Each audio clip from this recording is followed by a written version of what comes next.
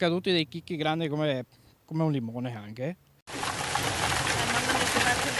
Tutto è accaduto in pochi minuti e in pochi minuti si è rovinato il lavoro di un anno praticamente. È disperato questo agricoltore, il suo raccolto è andato distrutto per l'80%. Uve pregiate di Ramandolo, Prosecco e Merlot. La grandine qui a Francenigo di Gaiarine ha molto probabilmente compromesso anche la produzione dell'anno prossimo. No, praticamente se non riusciamo a recuperare il tralcio per il prossimo anno, anche il prossimo anno avremo un problema sul raccolto. Rasi al suolo tutte le coltivazioni, le bombe d'acqua e la grandine hanno messo letteralmente in ginocchio la Marca.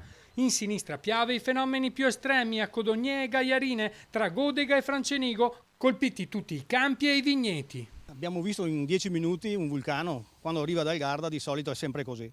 Tutti lo dicono ormai storicamente e noi agricoltori di questo siamo sempre preoccupati, perché c'è quella bufera che arriva improvvisa e a una velocità, fa rumore quando arriva e tutti sono sempre che tremano. Adesso i cereali li abbiamo visti, è un disastro assoluto, nei vigneti anche. Speriamo di recuperare magari col Prosecco, visto che è una pianta che poi ricresce, che è anche generosa abbastanza, riesce a recuperare un po' e speriamo che anche tutti gli agricoltori abbiano fatto l'assicurazione. Come amministrazione abbiamo chiesto agli agricoltori di darci un po' la conta di quanto è successo, dei danni, per poi chiedere lo stato di calamità, che credo sia almeno doveroso farlo.